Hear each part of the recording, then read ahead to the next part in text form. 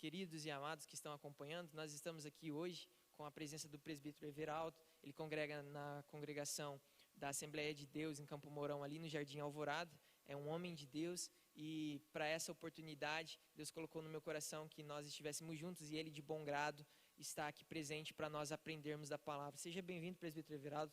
Uma boa noite para o senhor. Fique à vontade, eu tenho certeza que o senhor falará aos nossos corações.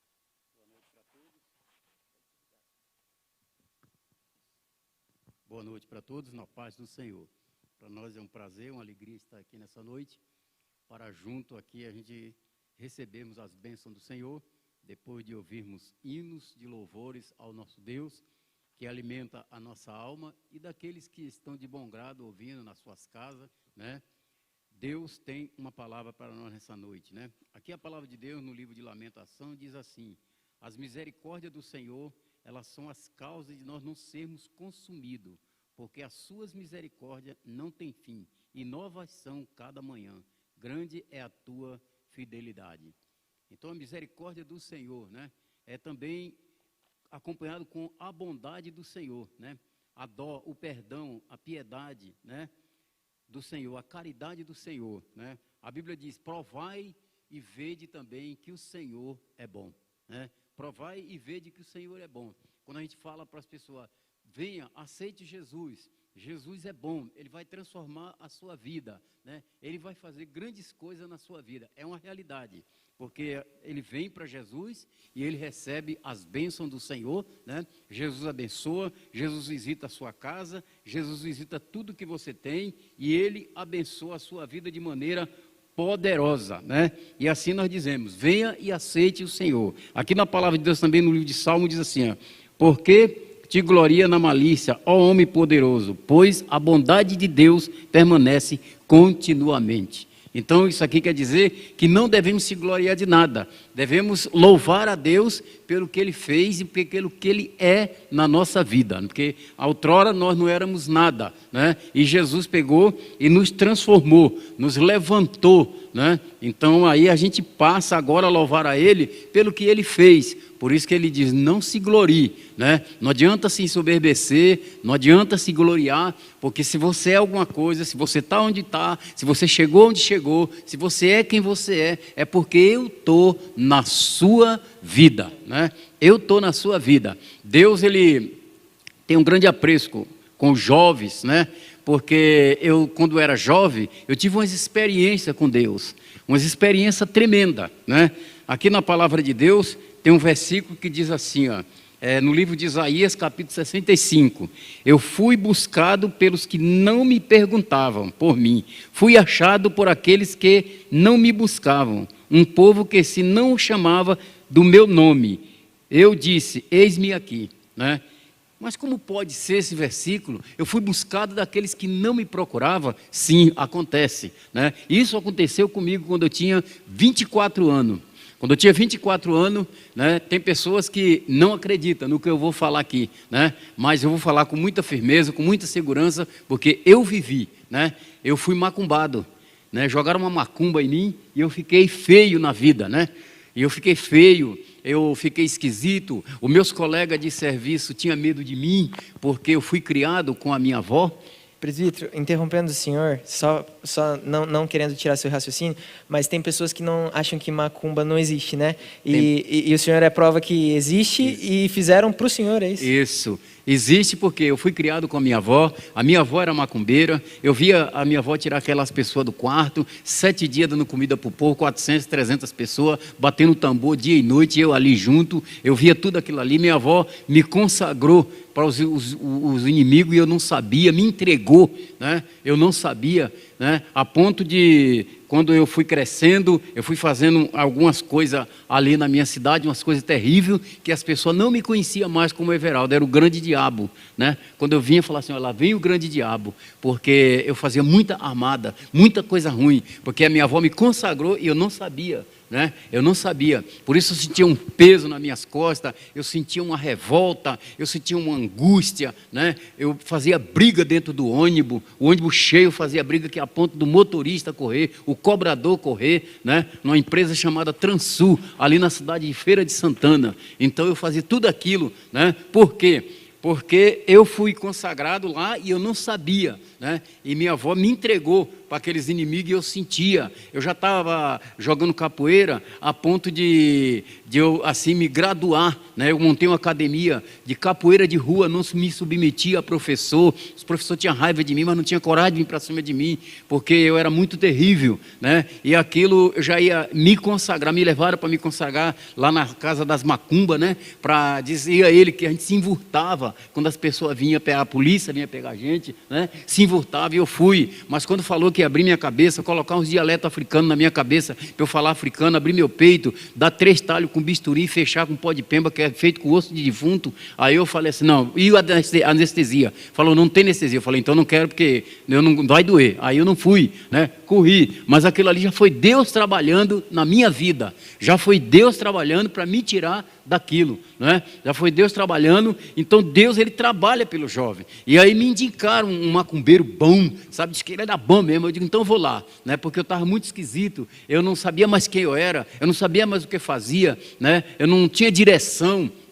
E aí eu fui nesse macumbeiro. Quando chegou lá, ele botou as coisas na mesa lá. Aí falou assim, pega um papel, quando ele chegar, você fala. Eu falei, chega quem? Aí ele falou, o inimigo vai chegar aqui, o caboclo, né? Aí eu falei, é? Aí ele me deu um papel e começou, aí daqui a pouco chegou. Chegou e começou a falar e falou que eu não ia casar, falou que eu não ia ter filho, falou que eu não ia ter emprego, falou que eu não ia prosperar, falou que logo eu ia morrer, que eu estava ficando ruim e tal. Aí falou, mas escreve aí o que? Aí falou lá o que a mulher fez lá em Salvador para mim, né? E mandou escrever tudo que era para fazer. Aí escrevi galinha, vela, coco, pipoca, azeite, champanhe, sabonete, fita, um bocado de coisa.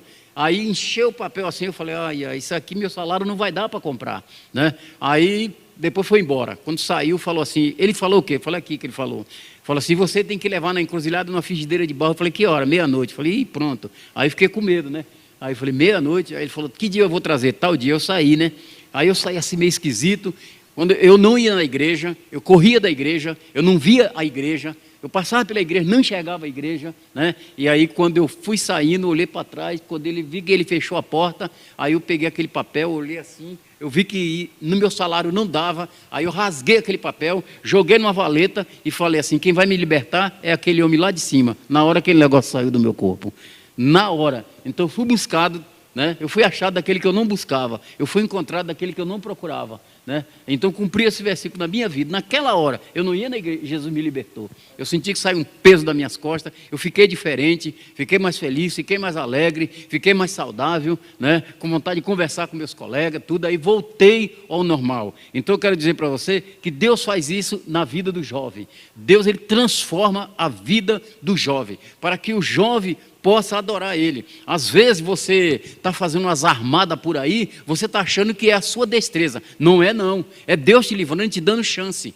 né? Eu fazia muita armada e eu tinha livramento, eu pensava que era eu. Uma vez 10 pessoas veio para me matar, né? No escuro, e um estava com revólver. E ali eu brigando com aqueles ali, eu tinha uma faca na bota, aí tirei a faca e cortei a cara de um, né? E aí quando eu cortei, eles pararam, né? Quando eles pararam, aí eu corri. Eles vieram correndo atrás de mim, quebrando balaústra, e eu correndo, aí pulei uma cerca, dei um salto mortal, pulei a cerca, do jeito que eu pulei, subi no cajueiro. Eles acabaram de chegar e bateram aquilo tudo ali, e Deus não deixou eles lá para cima, estavam armados de revólver, não deixou eles olhar para cima, porque se eles olham para cima, eles me matavam, e Deus não deixou. Mas o que é isso? Era eu? Não, foi Deus. Deus que fez aquilo, porque Ele tinha um plano na minha vida. E nesses momentos que essas coisas aconteciam assim, e você saía todo cheio de você, ou achava que era Deus? Não, eu se gabava. Se gabava. Eu andava falando, eu se gabava, eu contava papo. Viu como eu sou? Tá vendo? Aí eu tomei, então nem à toa que você é o grande diabo mesmo, né? Nem à toa. Achava que era eu achava que era eu, mas não era. Era Deus que fazia, porque Deus tinha um plano na minha vida, né? Quantas vezes eu perdi as contas de quantas vezes Deus me livrou da morte. Deus me livrou, isso é a bondade de Deus com a minha vida, né? Então o jovem está aí fora, às vezes você tem dado fuga, você tem corrido da polícia, você tem enfrentado a polícia como eu enfrentava, aí você acha que é você, mas não é você, isso é Deus para você chegar aonde Ele quer. Ele vai te trazer, Ele está te dando chance, né? Ele está mostrando que Ele te ama. É a bondade dEle sobre a sua vida, né? É a bondade dEle. Alguém está orando por você, alguém está buscando a Deus por você, e você está pensando que é a sua destreza, você está pensando que é os seus movimentos, é a sua força, né? É a sua ligeireza, é a sua sabedoria. Não, não é nada disso não. É Deus te dando chance como Ele me deu, né? Eu não conhecia Deus, eu não sabia, eu não enxergava a igreja. Uma vez uma mulher, né, ela me abusou muito e eu queria matar ela. Fiquei o dia inteiro amolando uma faca. E a mulher faca numa cidade chamada Ipirá para matar essa mulher. E depois, quando ela veio me abusar de novo, aí eu fui sair correndo atrás dela, com aquela faca bem amolada e correndo, endemoniado. Correndo, corre aqui, pega ali, pega aqui. Ela pegou e entrou na igreja, Assembleia de Deus. Uma igreja alta, que todo dia a moça me convidava para entrar ali naquela igreja. Ela entrou na igreja, eu entrei atrás. Só que ela passou e saiu pela porta de escape, que é aquela porta do lado. Eu não consegui passar do meio. Eu não consegui passar do meio com a faca empunhalada e tremendo e babando, né? Aí eu fiquei parado porque a minha perna não ia. Eu fiquei tremendo. Vai, não vai, e a mulher correndo, a mulher saiu e Deus mandando ela ir embora, né? E eu ali querendo ir. Aí quando eu olhei para frente, eu vi um homem falando. E aquele homem falava muito alto. Aquele homem falava umas palavras que tremiam meu coração. Aí me deu medo dele, né? Aí eu olhei para o lado esquerdo, né? Eu olhei para o lado esquerdo, estavam umas mulheres sentadas. Olhei para o lado direito, estavam uns homens, né? Eu olhei para trás, tinha um baixinho na porta, era o diácono. E eu fiquei com medo de todo mundo ali. Eu fiquei com medo. E uma coisa que me chamou muita atenção, aquele povo estava vestido tudo igual. Ninguém estava diferente. E eu falei assim, eles vão olhar para mim e vão ficar com medo de mim. Mas pelo contrário, eu que estava com medo deles. Ninguém olhou para mim. Nem o que estava pregando na frente, ele olhou para mim. Ora ele fazia a cena para o lado dos irmãos, olha a cena para o lado das irmãs, e pregando a palavra e não olhava para mim. Aí eu fiquei parado, foi e agora? Né? Para frente não vou. Fiquei com medo do homem, né, do pastor. E para trás eu vi um homem na porta, falei, acho que eu vou lá, porque aquele baixinho eu vou passar mais fácil, né? Mas ali fiquei com medo. Eu fiquei com medo, né? E ali eu olhei e falei, mas ninguém vai olhar para mim? Ninguém olhou para mim. Ninguém tirou a sua atenção. Isso quer dizer, hoje eu entendo que aquele povo estava todos ali numa só fé, num só propósito. E ali não tinha ninguém com pensamento diferente. Porque se tivesse, às vezes eu via algum com as vestes diferentes. Estava todos com as vestes iguais. Né? E é isso que nós temos que ser dentro da igreja, todos com um propósito só, né? Todos com um objetivo só. E aquele povo não olhou para mim, e eu ali com a faca na mão, aí eu digo, eu vou sair para trás, porque para frente eu não vou. Aquele homem que está falando lá, a palavra dele dói no meu coração. Aí eu fui arrastando o pé, eu não tinha força nem de levantar o pé. Aí eu fui arrastando o pé, arrastando. Quando foi chegando perto do porteiro, eu virei a cara de lado, para não olhar na cara dele, porque eu não conseguia olhar no rosto dele. Porque, irmão, a pessoa endemoniada, ele não consegue mesmo, né? A pessoa que tem o Espírito Santo, ele brilha, ele tem um poder na sua vida, né? Por isso eu digo para você, busque esse poder, busque essa graça, tenha essa graça na sua vida, né? E eu fui passando assim, quando eu fui passando dele, o meu coração disparou. Eu queria sair dali rápido, né? Quando eu desci a escada, eu continuei correndo, mas não achei mais a mulher. Mas Deus livrou. Aquilo era o quê? Deus livrando, né? É Deus livrando, por quê? Para chegar aonde Deus quer. Então, a bondade de Deus é grande sobre a nossa vida. A Bíblia diz, né? Provai e vede que o Senhor é bom, né? Deus é bom para com seu povo, né? Deus tem feito bondade, Deus tem feito maravilha, né? E a gente não percebe tanto. Às vezes a pessoa não agradece tanto. A pessoa se coloca num lugar de ingrato com Deus. Deus quer que nós sejamos agradecidos, né? Tem pessoas que até ignoram quando a pessoa fala assim, eu agradeço por um copo de água. Mas claro que quem deu a água foi Ele. Tudo quem deu foi Ele. E nós temos que agradecer. E coisa que Deus se agrada é como quando nós somos agradecidos a Ele. Fala, Senhor, muito obrigado por mais um dia que eu estou vivo. Mais um dia que eu ponho o pé no chão. Obrigado por mais um dia que eu estou respirando. Quantas pessoas estão precisando de fôlego lá no UTI, não tem? Quantas pessoas estão no hospital precisando respirar e não consegue? Uma vez me faltou ar no banheiro, eu quase subi nas paredes do banheiro, quase arrebentei a laje. Eu nunca vi uma coisa feia daquela, viu? É coisa terrível. A gente pode imaginar como é uma pessoa sem ar. E tem muitos irmãos que estão aí nessa situação. E nós estamos aqui respirando, pregando a palavra de Deus, né? Orando, buscando ao Senhor, né? Não é porque não tem culto. Ah, eu não tenho culto, eu não vou ler a Bíblia. Não tem culto, eu não vou jejuar. Não tem culto, eu não vou orar. Ou você é crente dentro da igreja? Crente é crente em casa. Ele vem na igreja se alimentar. Ele vem na igreja se suprir, né? Não é na igreja que é crente, não. Crente é crente em casa, é crente na rua, é crente dentro do ônibus, é crente no trabalho. Aonde ele pisar, ele é crente. Na igreja ele vem se alimentar, ele vem comungar, cear junto, fazer parte da comunhão, orar junto, rever os irmãos, né? Louvar o Senhor. Mas o crente, ele é crente aonde ele andar. Porque tem pessoas que pensam, não está tendo culto, eu acho que eu estou parando de tudo também. Não pare. E se Jesus vier, você pode ficar aí parado também, né? Então cuide em buscar o Senhor. Então, jovem, eu digo para você, Deus tem um plano na sua vida. E isso que eu falei aqui serviu para você. Não pense que você está se saindo do que você está se saindo pela sua destreza, não. É engano seu. É que Deus vai trazer você aonde Ele quer.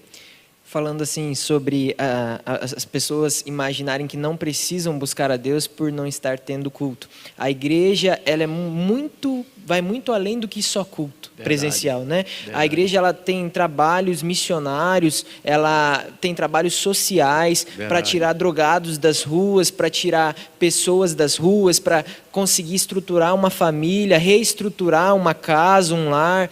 A igreja, ela abraça muitas causas da sociedade, né? E o Senhor, nós somos a igreja de Deus, né? E às vezes as pessoas, elas se limitam a imaginar que porque é um tempo de férias, talvez, né, de Deus, quando na verdade isso não existe, né? O Senhor, Ele espera a nossa igreja, eu e você como igreja. Claro, né?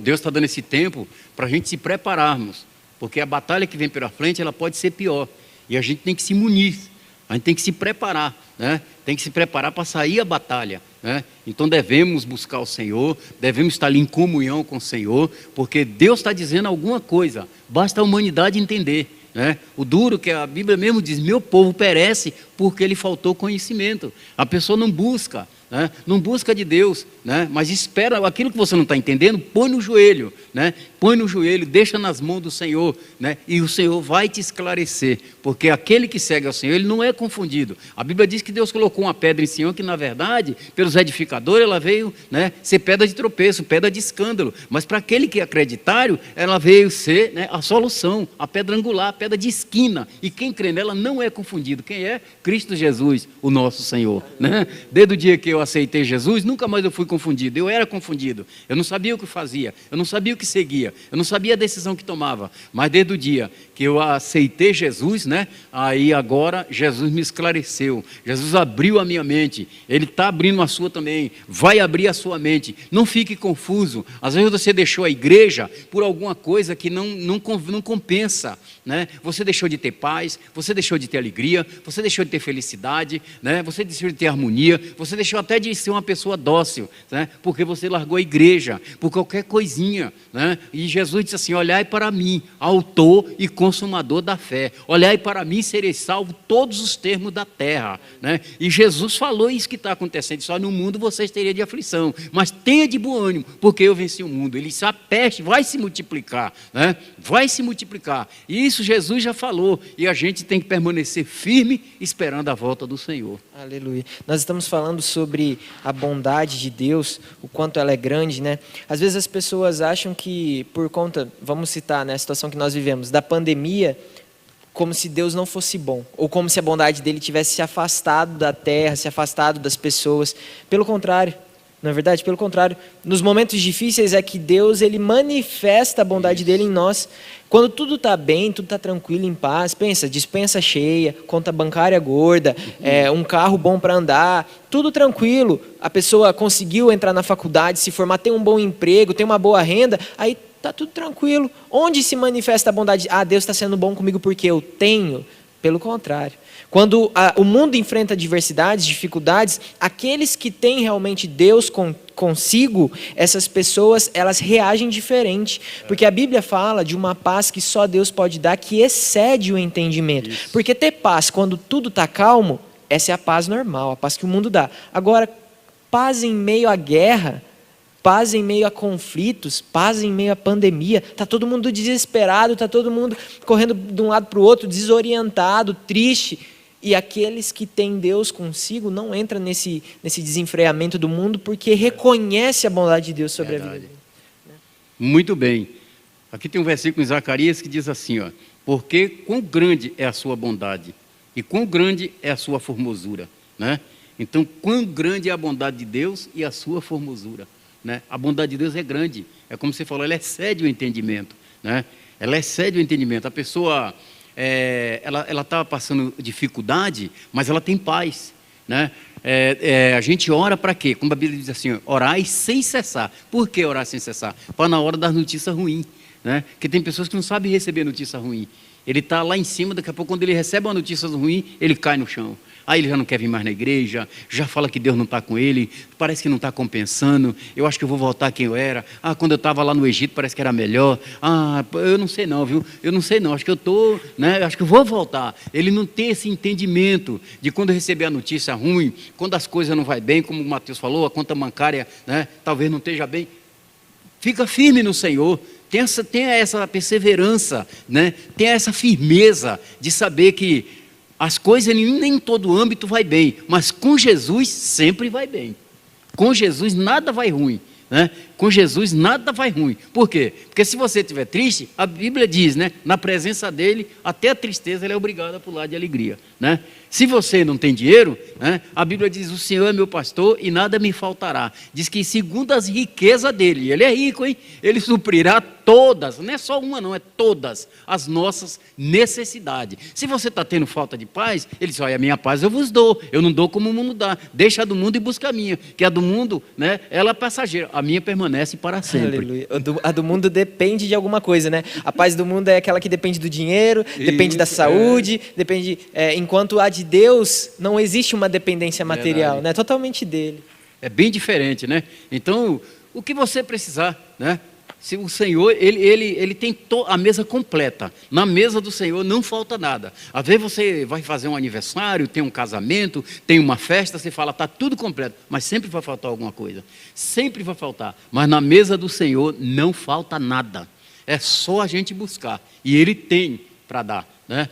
Aí Ele tem para dar, é só a gente buscar e Ele está pronto para abençoar. Então o que falta nas pessoas é essa firmeza, né? É essa firmeza de saber assim, Jesus falar, eu já te desamparei, eu já te deixei, né? Eu já te joguei fora, eu já te chutei, né? Eu já deixei você sozinho, né? Eu já sumi da sua vida, né? Vê bem, porque Ele nunca nos deixa. Ele disse, olha, não te deixarei e nem te desampararei, ó filho meu, estarei convosco todos os dias, até a consumação do século. Diz, olha, eu não quebro a crana trilhada nem apago o pavio que fumega, né? O Salmo 46 diz, né? Deus, Ele é o nosso refúgio, forte e socorro, bem na hora da angústia. Então, na hora da angústia, Ele está conosco, né? Ele não nos deixa, não nos desampara, né? Então, a gente tem que ter essa firmeza. E cada dia que você vai passando na presença do Senhor, você tem que ir se crescendo na presença dEle, né? Crescendo na presença dEle como? Tendo mais experiência com Ele, falando com Ele mais claramente, tendo mais comunhão com Ele, né? Tendo mais experiência, né? Tendo mais experiência, então isso vai fazer você crescer, né? Mas tem pessoas que diminuem, cada dia que vai passando, em vez dela crescer, ela vai diminuindo. A Bíblia diz, conheçamos, né? E não afastamos, mas prossigamos em conhecer quem é Cristo Jesus, né? Então a Bíblia deixa essa clareza para nós, né? Então, jovem, você que está nos ouvindo, esse culto hoje nessa live, né? Está aqui sendo feita pelos jovens, né? Eu também sou jovem, viu? Tenho 65, mas sou jovem ainda. Com certeza. Então, você fica firme com o Senhor. A Bíblia diz, eu vos escolhi jovem. Olha, você é escolhido do Senhor. Por quê? Porque vocês são fortes. A palavra de Deus, ela diz que ela está em nós, né? E você já venceu o maligno. A palavra de Deus está em nós e nós já vencemos o maligno, né? Isso quer dizer o quê? Que Deus, Ele enche o jovem da sua graça, Ele enche o jovem do seu poder. Um jovem na mão do Senhor, né? Né? O inimigo não fica, ele não para de pé, porque ele sabe que o jovem tem vigor, o jovem tem coragem, o jovem tem disposição, né? A Bíblia diz que o jovem vai mesmo à frente, a gente vai ficando para trás, tendo visão, ficando ali orando, jejuando, consagrando, só na retaguarda, mas a artilharia vai, né? A artilharia tem que ir para frente, e Deus usa nas suas mãos. Então, dê lugar, jovem, a Deus, que Deus quer te usar para a glória do Senhor. Aleluia. É muito interessante, né? Que Deus, ele não olha para a idade da pessoa, Deus, ele não olha para o status social da pessoa, para a posição da pessoa, se a pessoa é bem casada, é mal casada, se é solteiro, né? Deus, ele nos enxerga como especiais da forma que somos. E muito interessante, o presbítero Everaldo, ele é o senhor mais experiente e mais jovem que eu conheço também, não é verdade? E eu sempre gosto de ouvir esses ensinamentos, esses conselhos, porque são conselhos de vida, trazidos através do Evangelho. Para mim e para você que estamos assistindo hoje, ou até você que vai assistir, não exatamente na data do dia 21, né? Porque essa live ela ficará disponível nas redes, mas quando você ouvir essa palavra, dê crédito. É Deus falando com você, com a sua vida, com a vida da sua família. Não perca as esperanças e não firme as suas esperanças no homem. É interessante que quando começou a pandemia, as pessoas colocaram a esperança primeiro na máscara. Parece que a máscara ia inibir o contágio, né? Ia segurar. Depois logo se viu que na verdade não segurou muita coisa. E o contágio continuou. Depois, a esperança foi colocada em lockdown. E países inteiros fecharam durante meses. E esses mesmos países continuaram tendo mortes absurdas em números fenomenais durante muitos dias. E até hoje é assim. E as pessoas vão depositando sua confiança nisso. Quando, na verdade, a Bíblia diz, maldito o homem que confia no homem. Né? Porque Deus, ele nunca frustrará as nossas esperanças. Deus, ele nunca vai frustrar a sua expectativa, se a sua expectativa estiver em Deus, porque a bondade dele é duradoura para sempre, para a minha e para a sua vida. No dia de hoje, uma parte da juventude da Igreja Assembleia esteve orando pela cidade e também os nossos pastores estiveram clamando o nome do Senhor em vias públicas, implorando ao Senhor misericórdia, pedindo a Ele que Ele nos proteja, que proteja a nossa cidade, o nosso povo, que proteja a nossa nação. E o Senhor, Ele tem todo o direito de não ouvir isso, porque Ele é Deus. Mas é a bondade dEle, a graça dEle, né? A bondade manifestada pela graça que nos alcança e nós podemos confiar que Ele nos escuta por isso. Então, se você estiver dentro de um hospital neste momento, acometido por alguma doença, algum acidente, se você está se sentindo sozinho, solitário, fraco, desanimado, sem importância alguma, lembre-se de que tem um Deus em que qualquer hora do dia você pode chamar Ele, conversar com Ele, que Ele está pronto para te ouvir. Olha só, ele cuidava da vida do presbítero Everaldo quando ele era jovem, em torno dos seus 20 anos, Deus já cuidava dele sem que ele visse. Ele só foi descobrir isso tempos depois, né? Na verdade, presbítero. E mesmo assim, o Senhor está ali ao nosso lado. Pense, você deita, você levanta, talvez você passa 24 horas sem falar com Deus. 48, 72, uma semana, um mês sem falar com Deus. Só que Ele continua ali, te observando, muitas vezes te dando livramentos imperceptíveis para você, te dando fôlego de vida, e você muitas vezes não me lembro dele, né? Uma falha nossa, absurda, mas Deus, a sua bondade transcende todas essas coisas e nos alcança, e glória a Deus por isso. O presbítero tem algo a acrescentar? Mateus, eu lido ali com os meninos na mão cooperadora, e o que me chamou a atenção esses dias, a bondade de Deus com um menino que tem ali. Ali tem um menino que a gente começou a pregar a palavra de Deus para ele, ele se interessou pela palavra, está lendo a Bíblia todo dia, e teve uma audiência com o juiz, e ele ficou com medo antes da audiência, que ele não queria sair, ele não queria ir embora para Farol, porque lá estava perigoso para ele, ele queria ficar ali. Aí ele falou, Everaldo, o que é que eu faço? Eu falei, Deus te ama, Deus é bom. Ele falou, Deus é bom? Eu falei, Deus é bom. O que é que eu faço então? Eu falei, dobra o joelho e comece a orar antes da audiência. Aí ele começou a ler a Bíblia, começou a buscar o Senhor, começou a ler a Bíblia. Quando foi no dia da audiência, a mãe dele foi ali no portão, conversou com a gente, foi na audiência. Daqui a pouco a notícia veio que ele não ia mais embora, que ele ia ficar até ficar de maior. Mas ele pulou de alegria. Eu falei, viu como é a bondade de Deus? Então Deus é bom, né? Deus é bom, Deus cuida do jovem, né? Me veio aqui na mente aquele jovem que a avó dele levava ele na escola dominical, né? E ele ficou na escola dominical até um certo tempo. Depois ele saiu, ficou adolescente, saiu, se tornou jovem. E ele foi para o mundo do crime, se tornou chefe de todas as quadrilhas de São Paulo, todos os roubos de banco, ele era o chefe que comandava, a ponto de ser pedido, vivo ou morto. Quem trouxesse a cabeça dele ou o corpo era promovido. Quem fosse soldado ia a cabo, quem fosse cabo ia a sargento, quem fosse sargento ia a tenente, coronel, e todo mundo queria pegar ele, todo mundo. E um dia encurralaram ele, ali correndo atrás dele, um bocado de carro de polícia, encurralaram ele num viaduto, né? E começaram o cilindrinho ali acendendo e a sirene tocando, e ali ele foi para um lado cheio de polícia, voltou para o outro cheio de polícia. Ele falou, aqui tem um rio, eu vou me jogar.